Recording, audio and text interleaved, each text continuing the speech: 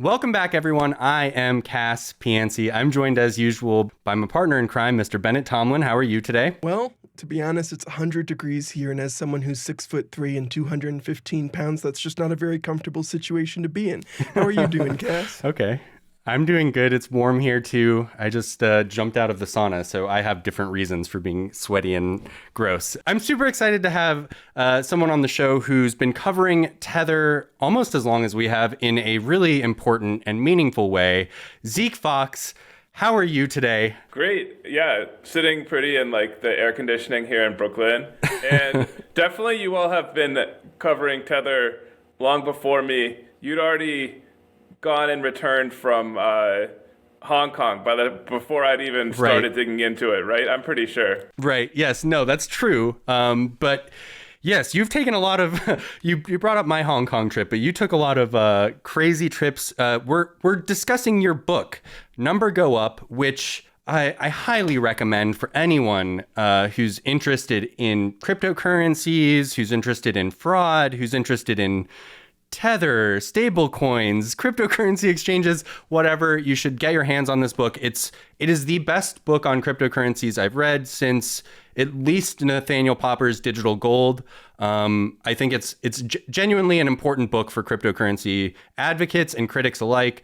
Everyone should get out there and check it out. But Zeke, why? Let's start. Why did you write this book? Ever since I was like a teenager, I always loved reading these adventurous nonfiction books like John Krakauer's Into Thin Air, or more recently like David Grann and The Lost City of Z. And like I've been an investigative reporter now for quite a while, but I never really found the right story. I never found a story that I thought could sustain a whole book, because like the last thing I wanted to do was write a boring book. And when I started looking into crypto, I got totally sucked in, and I was traveling around the world meeting like these overnight billionaires, these guys who seem totally like scammers, and I'm like, why are they hanging out with me? And I realized that, first of all, I was in the middle of the biggest financial mania that the world has ever seen. And second of all, like, this is the adventure story. This is the book I have to write. And I decided to do it, and to do it as best I can, because I felt like, honestly, I was kind of surprised no one else was doing it. And I'm like, this is actually an important time in world history. Like, people are going insane. It's like, never before have so many people been getting so rich off such like flimsy schemes. And I realized I was in a great place to chronicle it, and that's what I tried to do. I was going to ask you, the first thing I've written down is, how does it feel knowing that by coming on this podcast, you'll never get another interview with Jan Ludovicus Vandervelde? But I guess considering Shalapin opened that interview by warning you he might kill you, perhaps that's not unwelcome.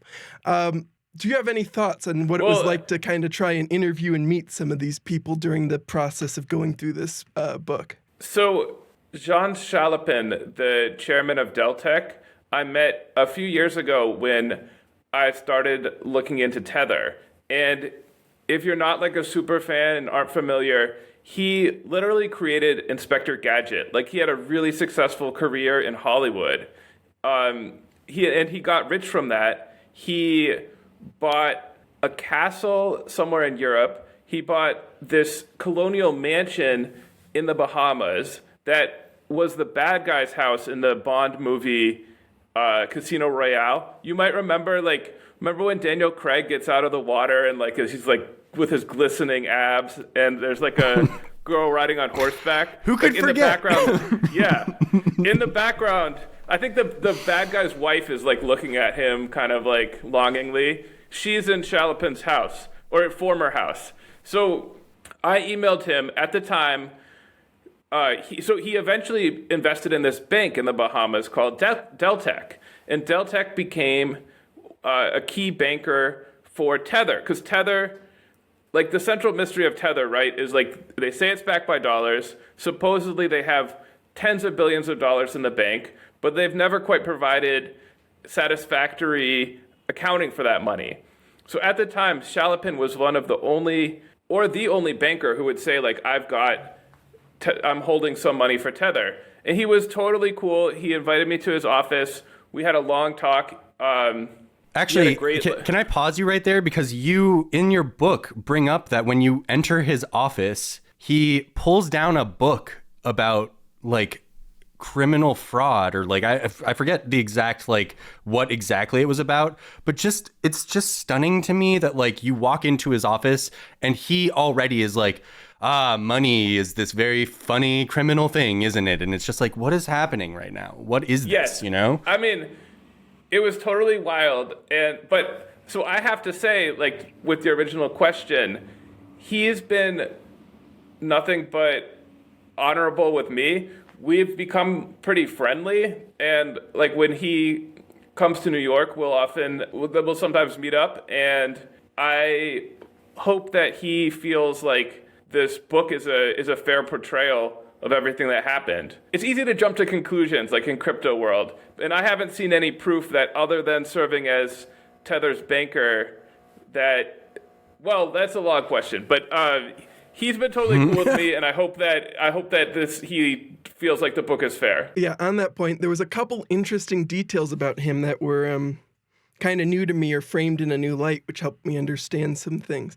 Like that when Tether started banking at Deltec Bank and Trust, Juan Carlo Davicini purchased the piece of property right next to Shalapin down on the beach, so they could be neighbors. Or what was really interesting to me was in one of your conversations with him, he was talking about how when Tether first started banking there, and they issued that November 2018 letter from him that said Tether had all the assets they were supposed to have, which was a thing he referred back to in his interview with you, was at that period, Tether didn't have all the assets they said they had, because their public representations as of November 2018, when that letter came out, was that Tether was holding all cash. And the CFTC and New York AG case revealed at November 2018, when this was occurring, part of it was not in cash. It was in bonds and other securities.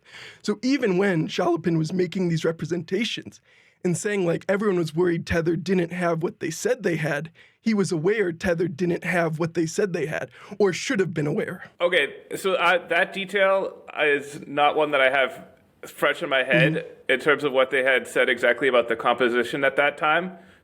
And I don't want to be like the Tether's PR person here, but what I would say that is at that time, the question was more like, is this all made up? And they had some money, they had it, or maybe it was invested in some stuff, they had it in his bank. And he was quite honest with me when he said that, at that time he knew about all the money. Now they had other bankers, and he wasn't going to say for sure that he knew what was going on with their whole banking situation. And over time, I think Deltec has become like a less important part of Tether's banking relationships. Yes, I think Capital Union Bank is now kind of taken on that role, at least from what we know.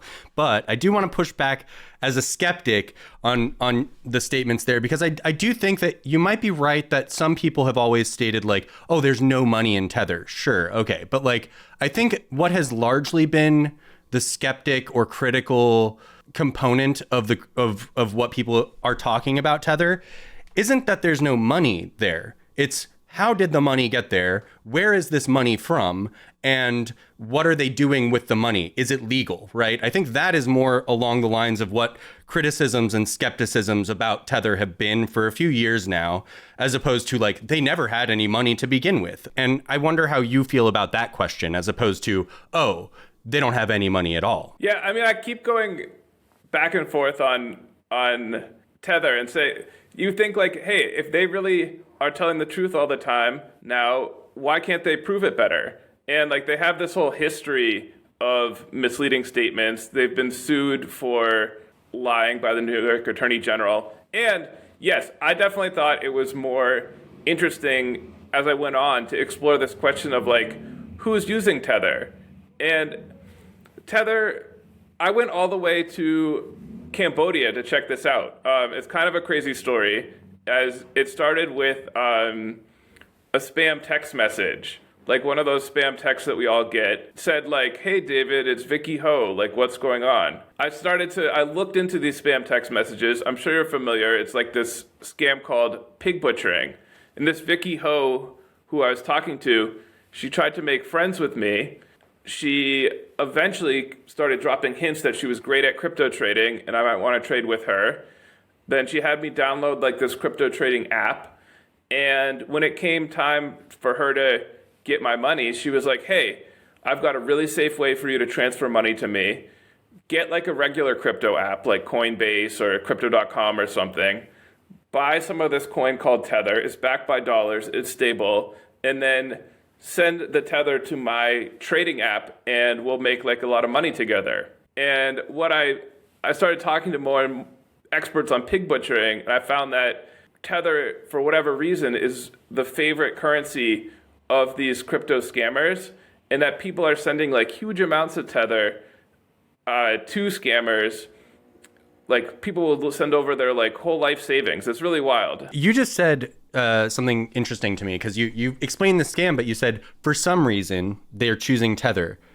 Do you have any insight into why they would be choosing Tether? One thing that makes Tether appealing is that, although this could be true of a lot of cryptocurrencies, like when I send it over, it's irrevocable. It's not like there's no chargebacks like on a Visa card. Like it would set up all sorts of red flags at my bank if I tried to send money to like some random company in Cambodia. But with Tether, I can just zap it over to Zeke Faux. Even people were sending over, hundreds of thousands of dollars, and it's instant or relatively instant, and you can never get it back. But I think, like, honestly, a lot of the appeal is that it's a stable coin.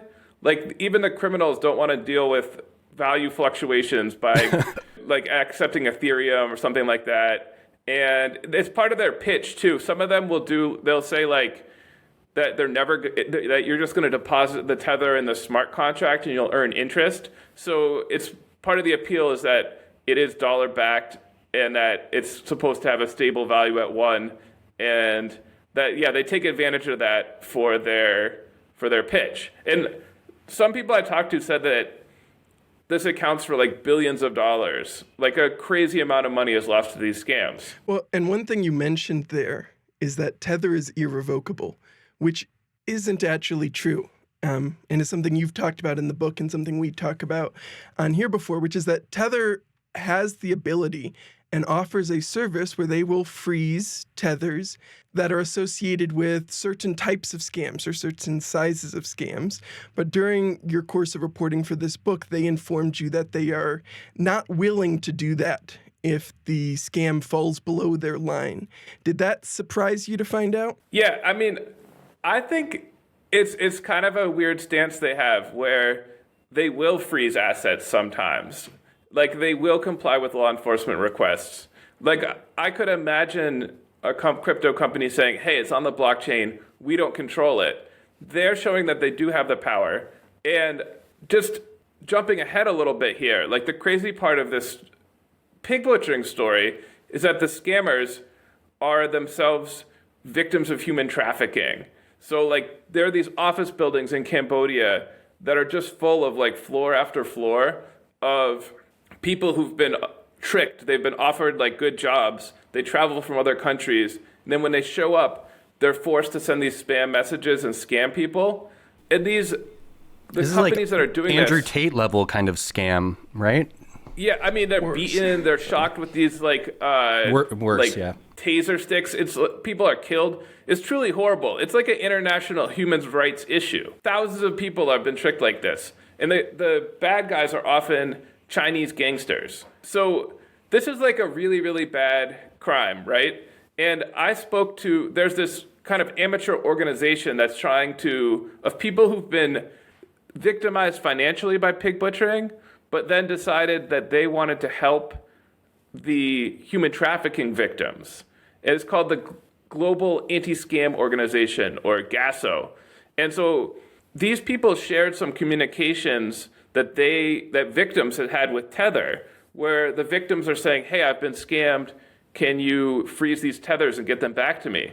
And Tether, as you pointed out, in some cases they will freeze accounts. But here they made all sorts of excuses, like it sounds like it's just a dispute between two people. We don't want to get involved. It's not very much money.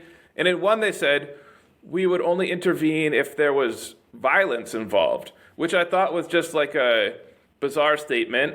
And here, clearly, there is violence involved. So, look, if Tether was a bank, their position would be totally untenable because their position is sort of like, hey, we only deal with wholesalers. Well, I'm going to back up a little bit for if you're not like an expert on this. Tether coins are sold in big chunks to like crypto exchanges or big traders. So if you're like a major crypto whale, you can send cash to Tether's bank and receive Tether tokens, or the other way around. But if you're like a regular person or a Chinese gangster, you get the Tether tokens some other way. You buy them on a crypto exchange. You pay cash for them if someone sends them on their phone. And so Tether doesn't know who you are. And Tether says they don't need to. Their responsibility is only to the people that they interact with directly. And once the tokens are out in the world, that's just sort of like crypto land, not really their problem in general. I would suggest like the comparison here would be something along the lines of like, if I go and get $1,000 from my bank and then I start spending that money in the physical world, they can't control what I'm spending that money on anymore. If I'm buying drugs with it, if I'm buying sex with it, if I'm buying whatever, like they can't control what I'm spending the physical cash on, like after I've already gotten the cash from the bank, right? That's cash. Now, in this case, like, let's say I have Tether on my phone, right? In some sort of wallet. Like, I have a blockchain address, which is just like a string of numbers and letters. And that address is associated with a certain amount of real money that Tether's holding on my behalf. I would compare it to like a Swiss bank with a numbered account back in the day. Just because it's crypto doesn't mean that it's somehow something different.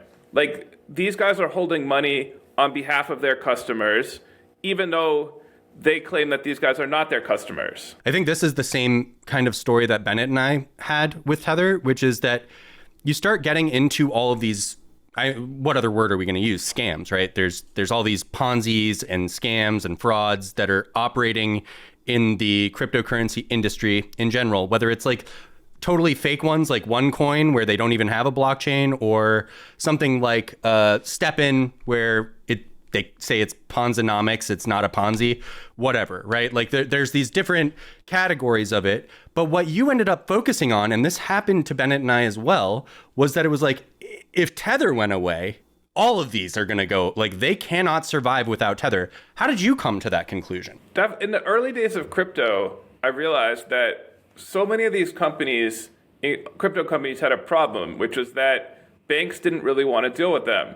And like, to me, one of the key parts of starting a crypto company is that other people send me real money and then I give them crypto tokens. So like step one is very key to me. I need some bank to be able to accept the real money from other people.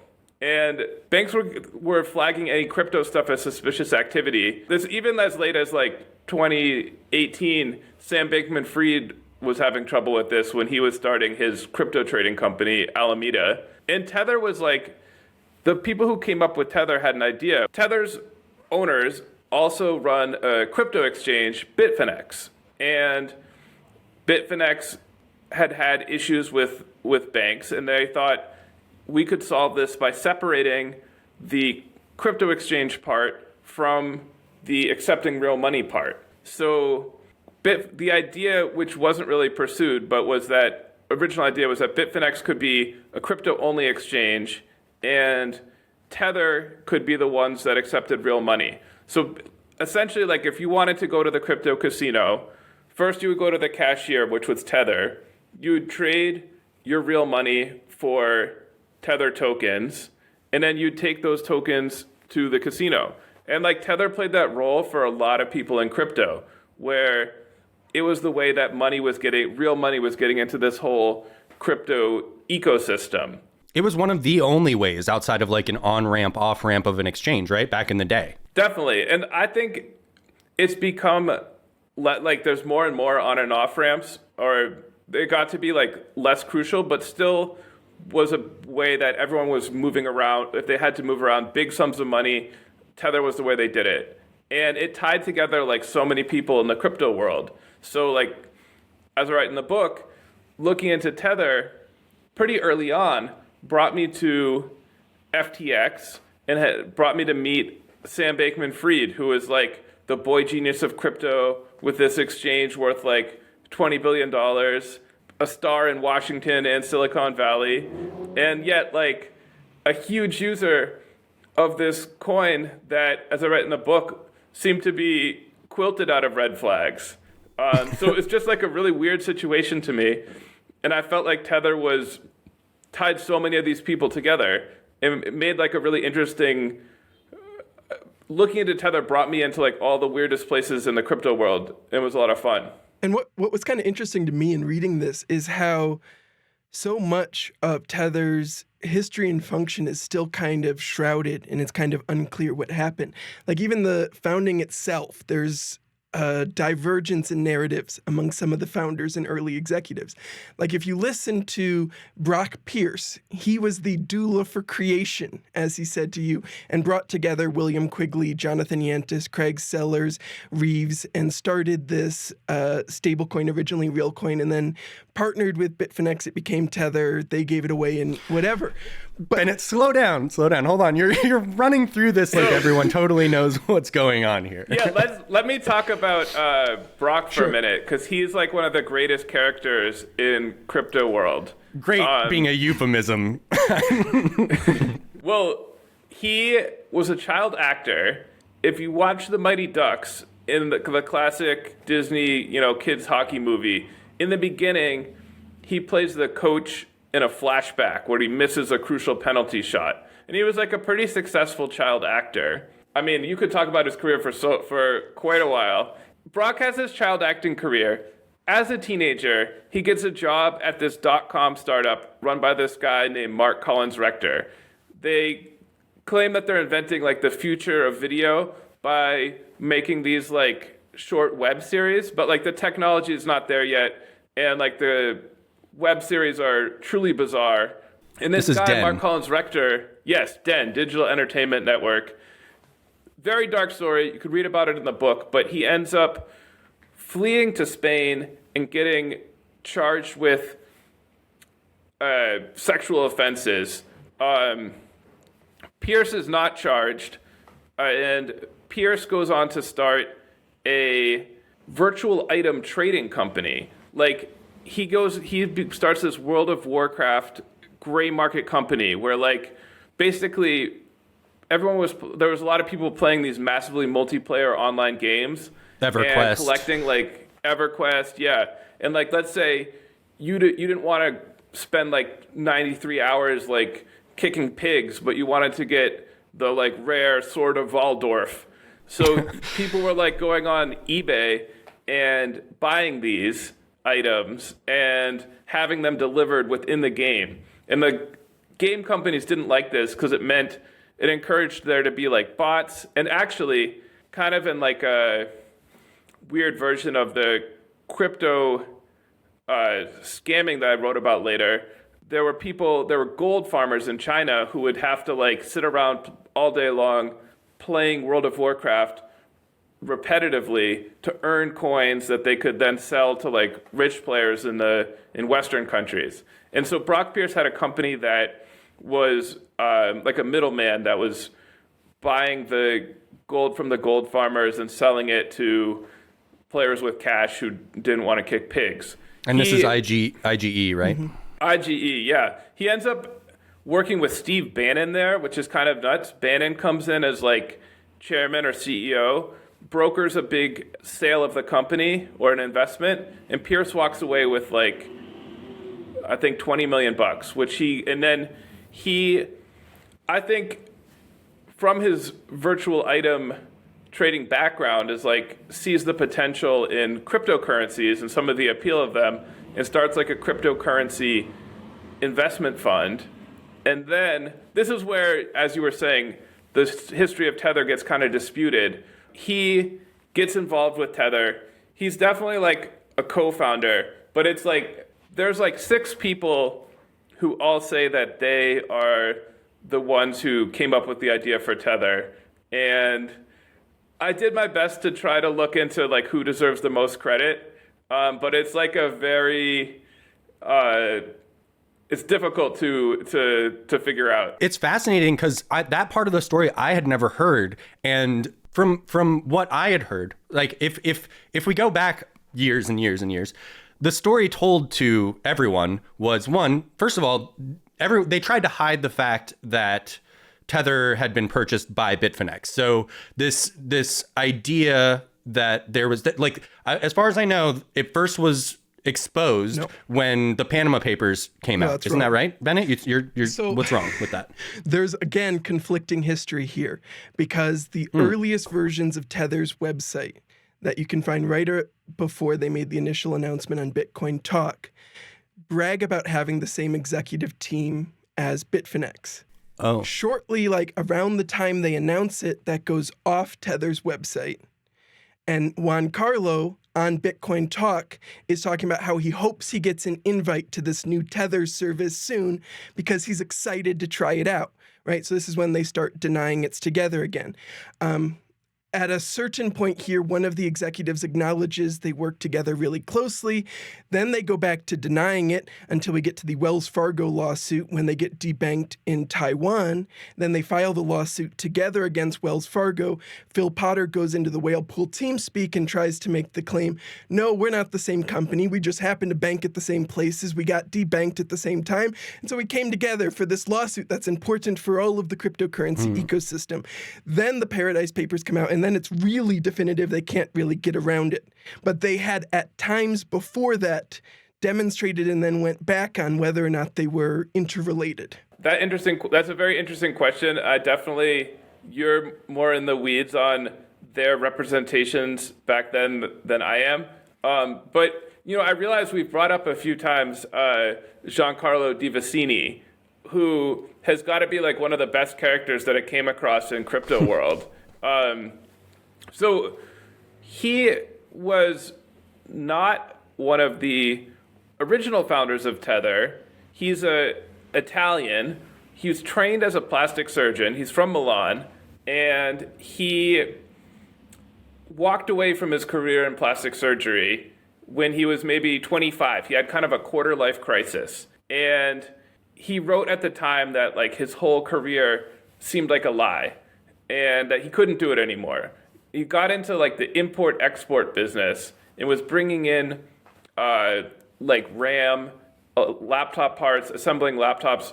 He was charged with counterfeiting by Italian authorities, settled the case, and long story short, he ended up just learning about Bitcoin early on, making a big investment in it, I'm told, and then investing in Bitfinex, the crypto exchange, which was fairly successful early on. So after Tether got started, Bitfinex took it over, and although he's on paper the CFO, everyone tells me he's the boss, he's the guy that runs Bitfinex and Tether. And so a lot of the book I spend trying to figure out his mysterious past and trying to talk with him about Tether, to answer some of these questions I have, and find out what he thinks about how this stablecoin that allows people to instantly move dollars around the world, clearly having all sorts of interesting effects, to find out how he feels about all that. He is not the founder, but maybe deserves a lot of the credit for or blame for how big and successful Tether has been. The story of him leaving the surgery job is just endlessly fascinating to me. This is a guy who trained for years to become a plastic surgeon, does it for 1 week and then, or a few days, a couple weeks, whatever, gets asked to do a breast reduction and then just ghosts the clinic, apparently, to move to China, is his version of the story that you tell in the book, is he moves over there and then starts this import-export business. And sometime after this is when we know he starts kind of running, eventually, this import-export business is when he starts collaborating with Jan Ludovicus van der Velde, with him running Perpetual Action Group Monaco and Jan Ludovicus running Perpetual Action Group Asia, and then collaborating together as part of this kind of import-export scheme. And so I just think it's such a strange career path for him to go from training for years to be a surgeon, doing it so briefly before immediately entering this like electronics import-export business, and then eventually ending up in crypto after a couple years after some mysterious fires when his generators go up at his production facility. It's fantastical. You can't make up Juan Carlo De Vicini. And I'm actually not sure how long he was a plastic surgeon for. If it was actually, I'm not sure it was that short, but it was definitely not long for someone who'd spent all this time training. And I had one part of the book that I had that was fascinating for me is, I went to Milan. I visited this clinic where he'd worked. I felt like I was hitting a dead end.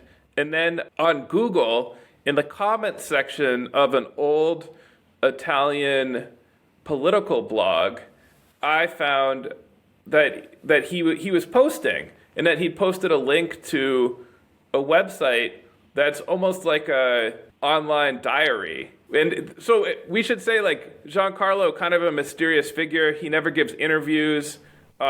He used to be. Just for what it's worth, he used to be present pretty regularly in forums and oh my God, why am I Whale Talk? What is it called? Bitcoin Talk. He was super Bitcoin active Talk. on. He would post on Bitcoin No, not Talk. Bitcoin. No, but Whale. Whale what's Pool. the fucking He didn't Whale spend Pool? a Thank you, ton Jesus of time Christ. in Whale Pool. He went in there like once or twice. Mostly that was like Phil and Zane doing that. Yeah, Phil usually, but Giancarlo also would occasionally drop in there and talk to these people. And as you know, Zeke, because he commented about your article, he did briefly appear on Twitter to comment and get mad about what you were saying. To both of your points here, I think what's really crazy about all of this, right? So we have Brock Pierce, child actor. We have Giancarlo, who is a plastic surgeon turned import exporter. We have VDV, Jean Ludovicus Vandervelde, who is an import exporter.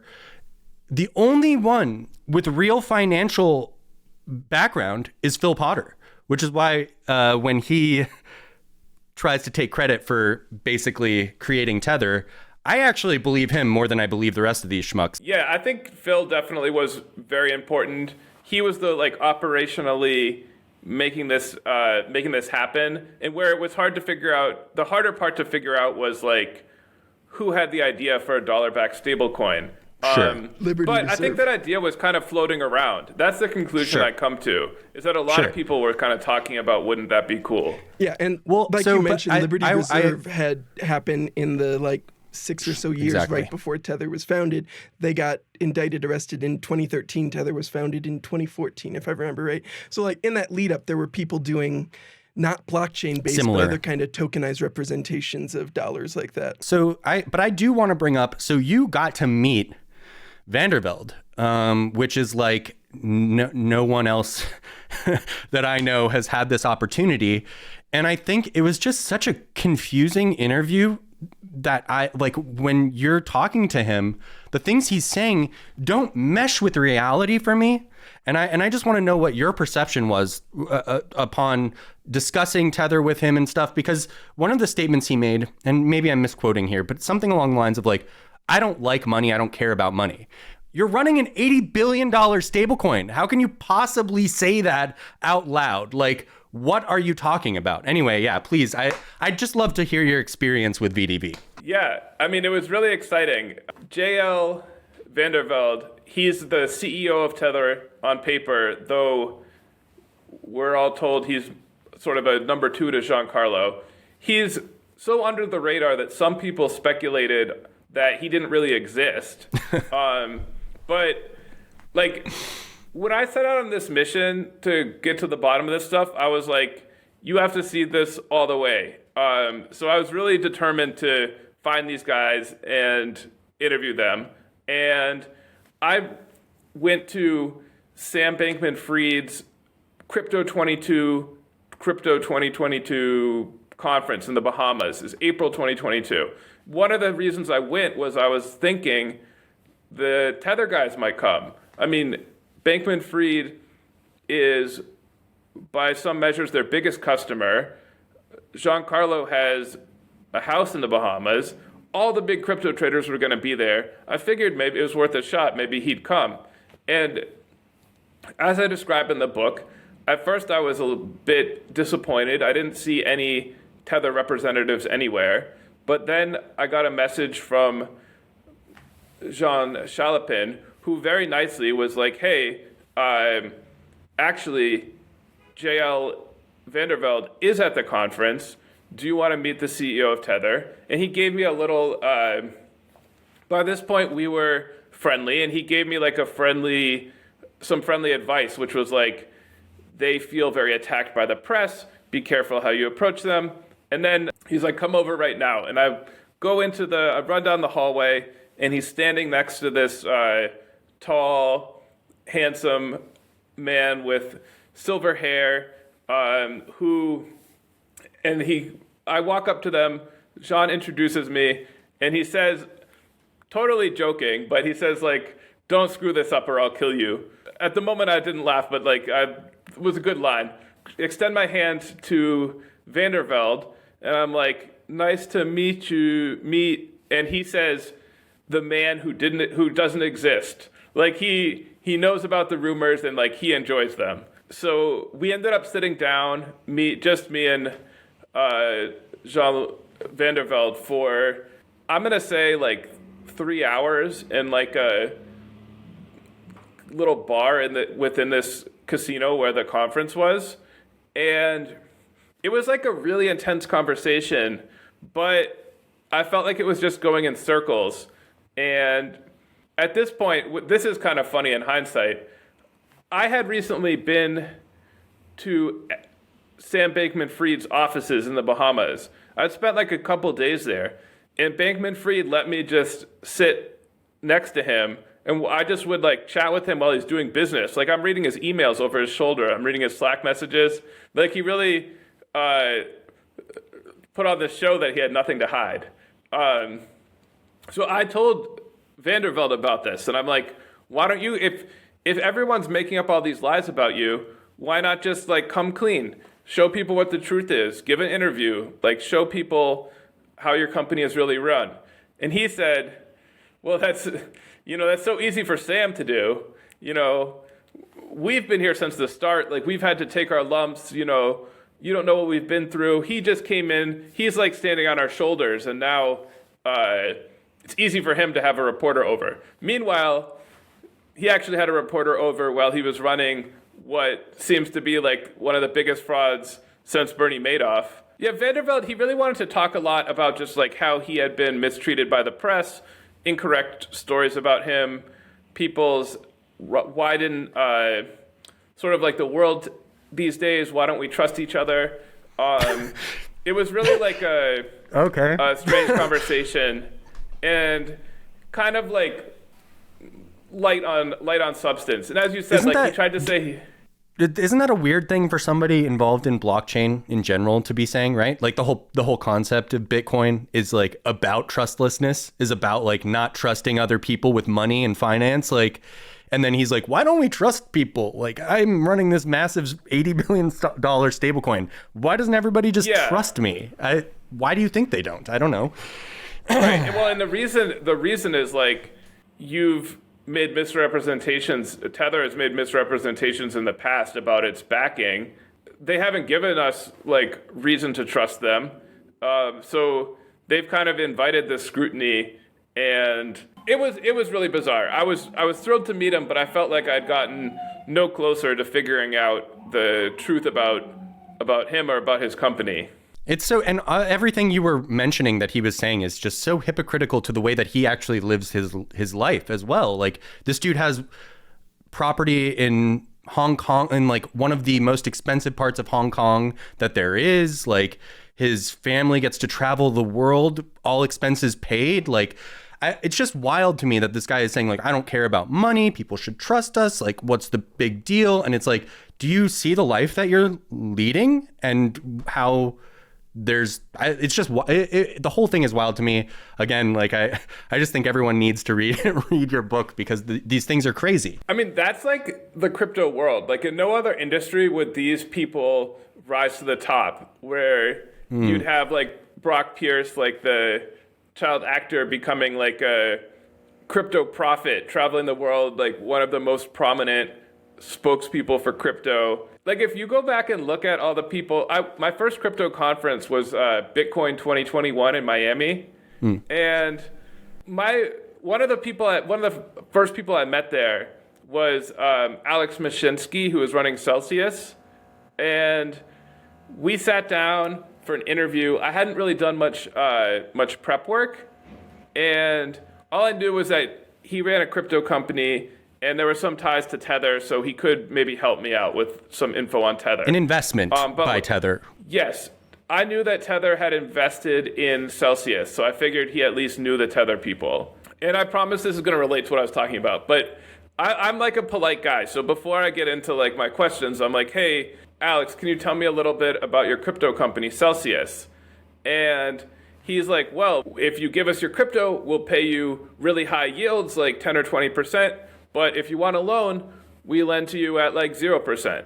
So like that's the opposite of banking. That's how a way to lose money. Like you pay people tons of money, but you don't earn any money. And like he had a lot of, so I'm just sitting here, I'm like, all right, look, the conference was full of dumb ideas. So I'm like, all right, here's another one. I'm like, well, so how much do you manage? Thinking it's not going to be like, it's going to be pretty low. And he's like, oh, like $20 billion. And I'm like, oh my God. And the guy's, on paper, he was a billionaire. And he's sitting there with this like sales pitch that like, to me, I wouldn't buy like a new mop from him on Home Shopping Network or whatever. In crypto, there were these people with these crazy backstories, with these crazy personas who rose to the top. And for like, I feel like people have sort of forgotten, but for like a couple of years, these people were treated not on Crypto Critics Corner, but in like a lot of the media, and in Washington, and with venture capitalists, these people were treated like this was maybe the future of finance, and that these were like really legit, respectable companies. And like time and again, when I would look behind the curtain, investigate the companies a little bit, I would just find that like there wasn't anything there. Like it was not the great innovation that they were claiming was not there. What was interesting to me is that through a lot of your book, lying is kind of a theme. The very first beginning of the prologue opens with Sam Bankman-Fried saying, "I'm not going to lie," when he's talking to you before immediately launching into a series of lies. You talk about how Alex Mashinsky once said, somebody is lying, either the bank is lying or Celsius is lying. And even Vanderveld, despite not being willing to tell you whatever was the big secret in the past, said, once you start a lie, sooner or later it will come back to bite you. What were some of the challenges and experience you had covering this story, this industry, where so many participants were willing and ready to lie about everything straight to your face? You know what? As a writer, what I love is when people will talk to me. You can say what you want. I just want to hang out and see how observe you at work, see what your life is like, and so that I can tell the story of like what I saw as a really exciting time in history. This brings up a maxim that I heard called the bullshit asymmetry principle. It was created by like this Italian programmer. This was kind of the challenge. And what he says is that it's much easier. The amount of energy needed to create bullshit is orders of magnitude lower than the amount of energy needed to correct the bullshit. So what that means is that, like, I could go to this crypto conference. They just bring in people. I'd meet them. Each one of them tells me this, like, crazy story about their coin and how great it is.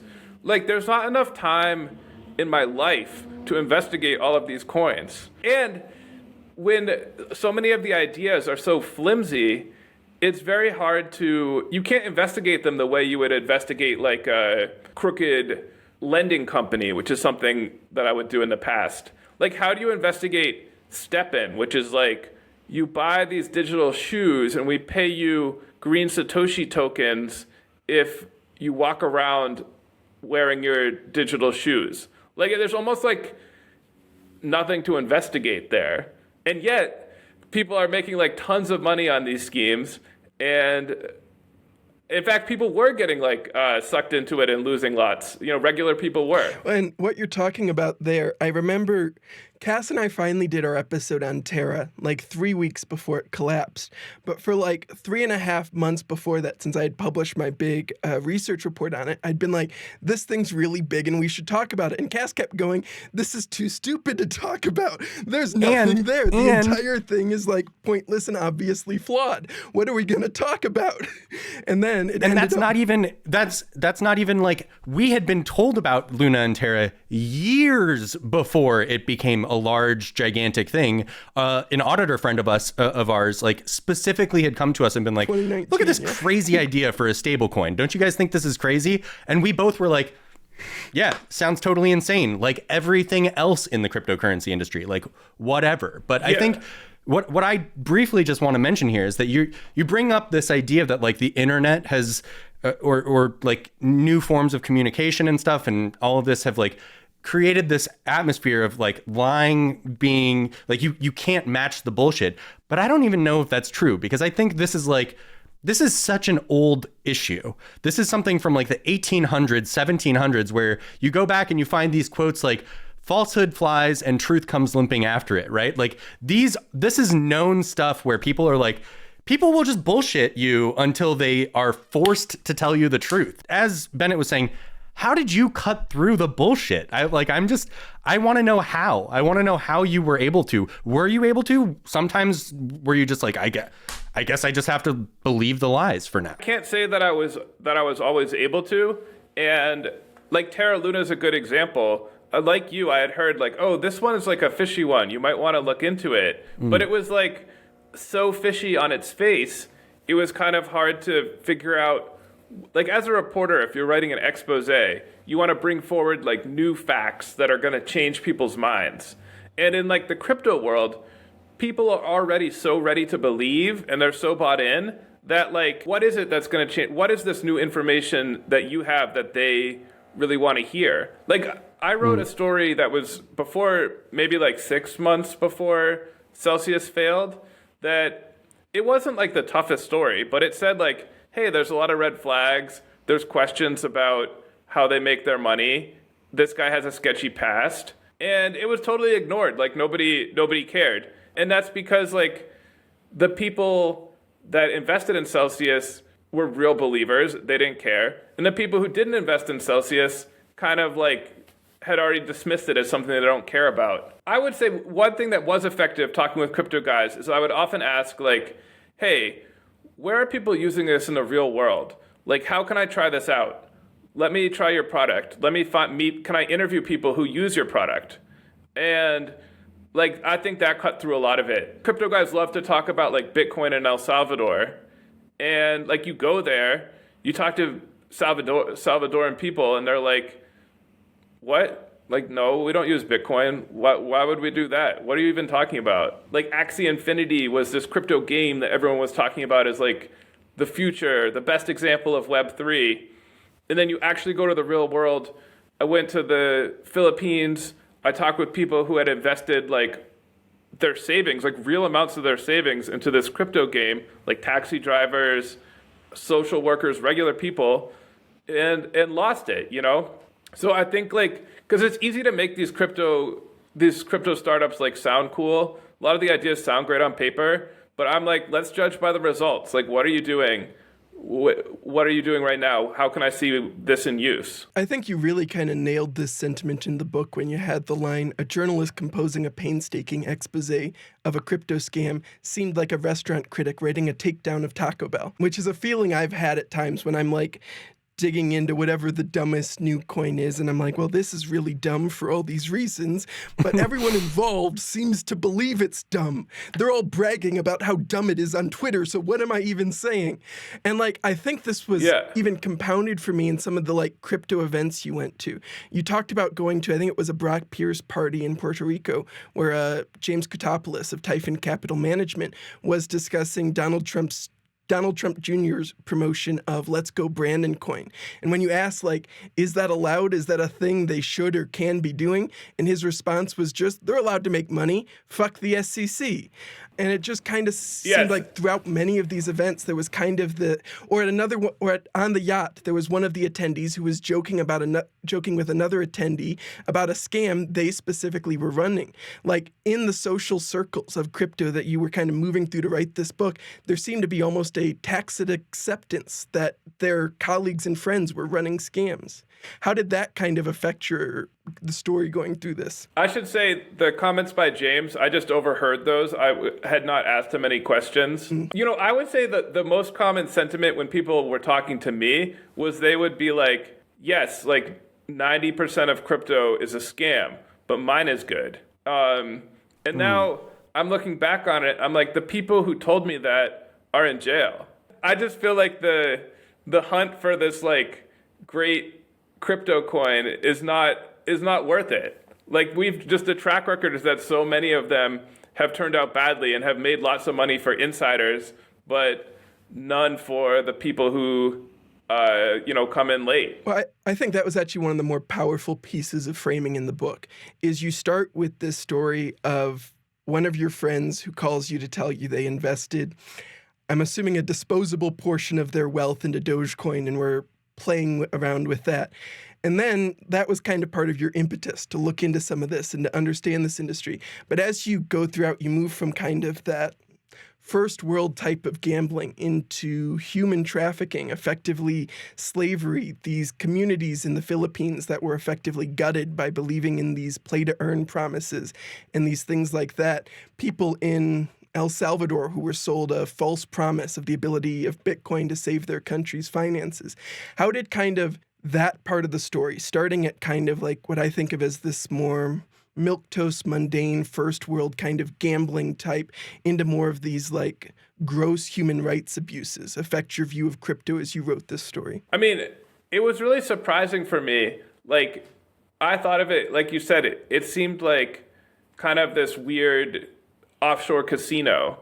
But yeah, as I got deeper into it, I saw that it was having these effects in the real world. What really struck me was that the people who were talking about it, who were promoting it so confidently, it seemed like they really had no idea what was going on in these other countries. You remember, like Axie Infinity, people talked this up like it was great. And then once it failed, you just didn't hear about it anymore. It was like totally memory hold.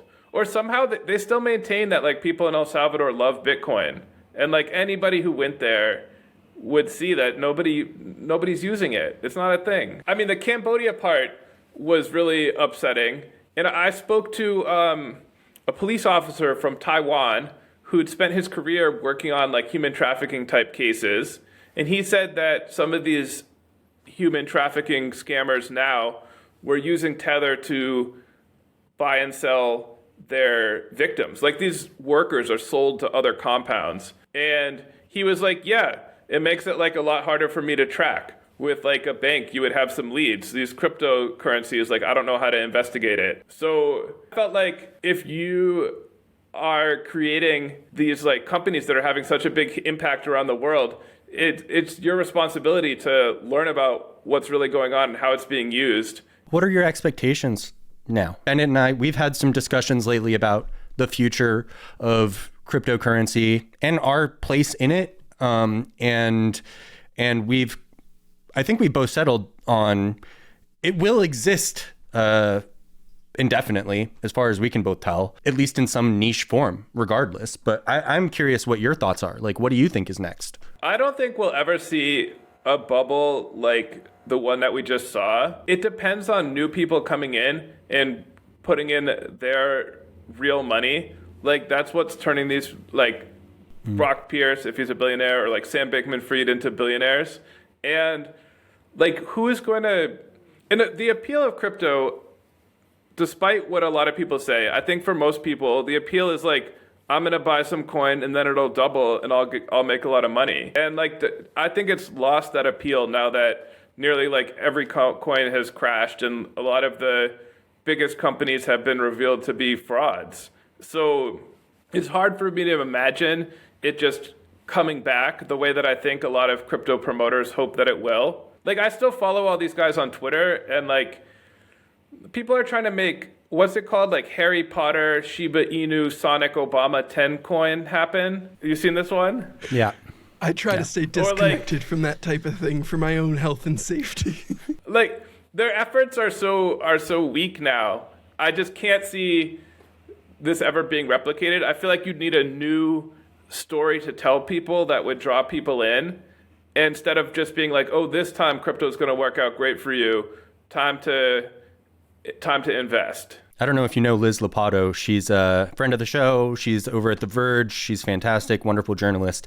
But she had a similar take as you, where she just said, so many people got burned this last time and have come away with the mindset of, oh, it's all a scam. Regardless of whether it is or not, like, that has been the takeaway for a lot of retail investors. And they're just like, how do you come back from that? It's really hard. It's really difficult to come back from people being like, oh, okay, well, I think this is a scam. Why would they ever go back to it then? Right. And it's like, I don't know. That's a good question. And like, I think it's a pretty fair characterization of like where we are right now. One thing that's amazing to me, one of my favorite crypto areas that I wrote about in the book was NFTs and the Bored Ape Yacht Club. These are like the monkey JPEGs that Justin Bieber and other celebrities bought for like supposedly for hundreds of thousands of dollars. I mean, people were paying like huge money for these kind of ugly derivative cartoons of monkeys wearing costumes. And like in the book, I talk about going to Ape Fest, which was like a week-long party for holders of these monkey tokens, which was truly bizarre. It's not surprising to me that the price of Bored Apes has collapsed, but yeah, it's actually still pretty high. Like, how much a Bored Ape now, they still go for like 50 a significant grand, right? amount. Yeah, what's the floor price now? Yeah, 40,000. 40K. Which is funny to me, because at the time when you were going to Ape Fest, you wrote that you were ready to spend about $40,000 on a mutant ape, because Bored Apes at the time were running above 200K. And now you could get a Bored Ape for what you were willing to spend on a mutant ape at that point. I know. I could have like a really good ape now for my budget. Because this was actually the most extreme adventure in the book. People kept teasing me in crypto world. They're like, how do you know about crypto? You don't even have any. And it started to get to me. And I was like, you know what? Maybe I am missing something. I gotta try it out for myself. And at the time, I felt like the most legit thing to do would be to get one of these Bored Apes.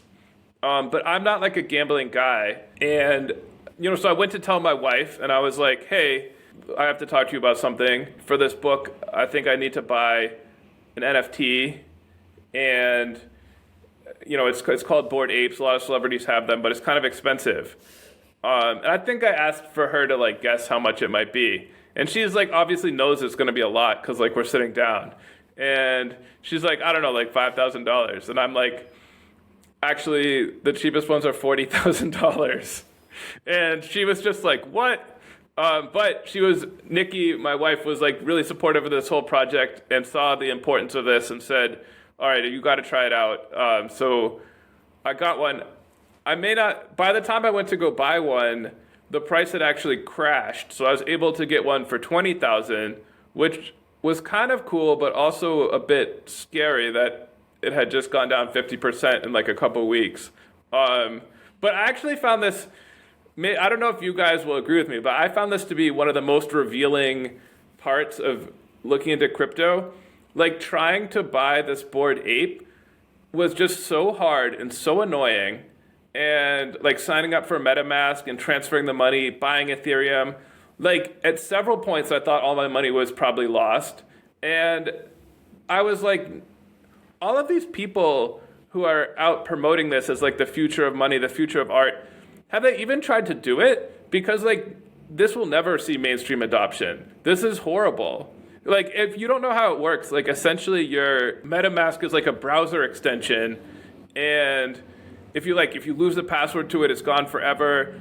You have to keep track of all these like addresses and codes, and like your money is basically held. I had to like send $20,000 to like this tiny fox icon in my browser. I'm getting like anxious. Just I can see it now on this my screen. It's just like bringing back bad memories. But like the idea that regular people would want to do this makes no sense. The only reason you would do it is if you thought, all right, this is pretty weird, but like my friend's getting rich off it and I can too. What was really striking to me about that whole section was the entire pitch was about how NFTs were going to be the future and NFTs were the basis of Ape Fest. You go out and purchase this and then realize that the NFT alone isn't sufficient for you to get in. You have to go through this other like ownership verification process. And as you're going through, you write about how you invented a whole backstory for your ape, Dr. Scrum, so that you would more easily be able to fit in with this community of apes.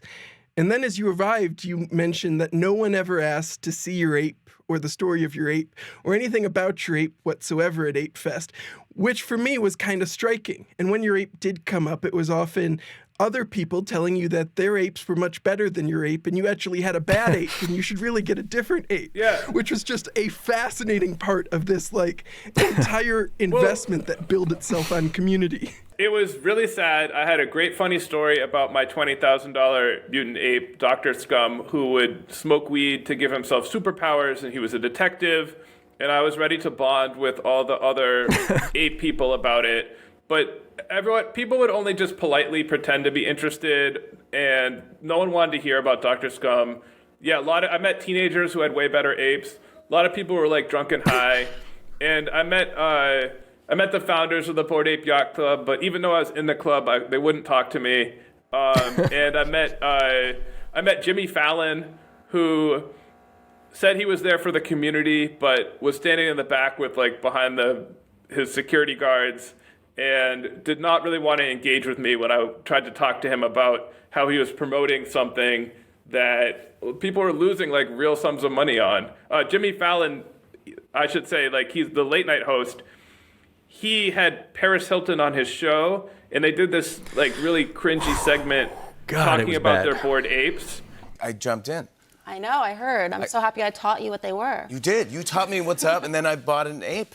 I got an ape too, because I saw you on the show with Beeple, and you said you got a MoonPay, so I went and I copied you and did the same thing. You did? Mm-hmm. This is your ape. Yeah, we debuted. It's really cool. But I think that was actually influential. I think that really helped Bored Apes reach the next level. But did the price go up after that? Did the price go up after that interview?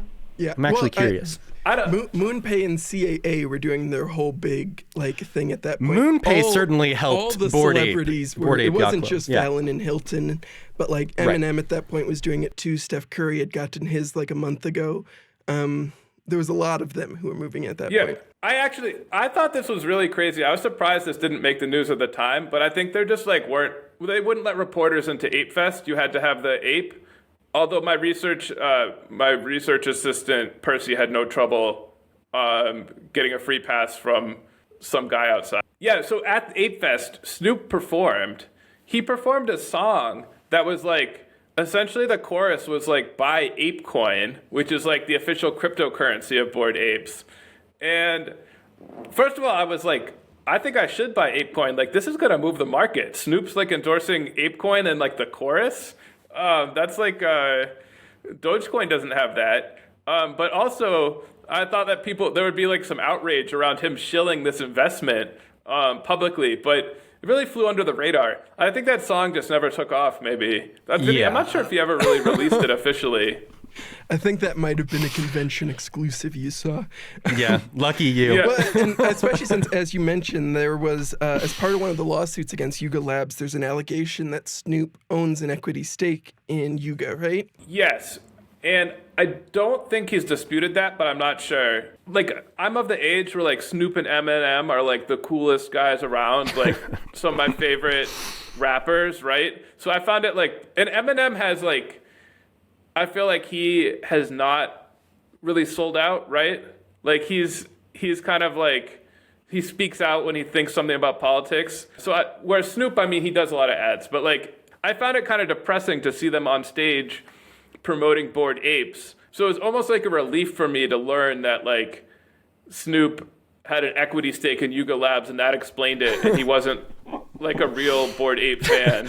I mean, maybe he is. I don't know. You're so glad that he's just a normal shill. There was that thing where that one NFT account, Kazomo de Medici or whatever, said they were Snoop, pretended to be Snoop, was run by Snoop's assistant. Some weird thing with that like a year and a half ago, right? Oh, I totally missed that. I thought that was just like one of these non-NFT collectors who built some like $10 million collection that's probably, now worth a lot less. I think we're running out of time here. I think we could probably talk about all of the insane stories in your book, Number Go Up, for hours and hours and hours. But I think we should call it here. Zeke, is there anything like you would like to leave us with in terms of like your experience writing this book, or what it means to you, or if you think there's more stories that need to be told in crypto? I don't know, whatever you want to talk about to send us off here. I think one day we're going to need to, our grandkids are going to be like, Grandpa, why did Justin Bieber pay $1 million for that monkey cartoon? And Number Go Up is like, that's the answer. Like, Nice. We're going to pick up a copy. It's going to like explain this whole mania and help you remember all of these like crazy characters who got super rich off the stupidest bubble of all time. Well, fantastic. Thank you, Zeke. It's been memorable and wonderful to have you on. And everyone, thanks, guys. And everyone, make sure to check out Number Go Up. I will echo Cass in saying that this is absolutely one of the best cryptocurrency books I've ever read, and I'll give it an unequivocal recommendation. Thank you. 12 out of 10. Number Go Up. Keep up the good work, guys. I always really like following all the leads that you dig up. Thank you. We thank you so much.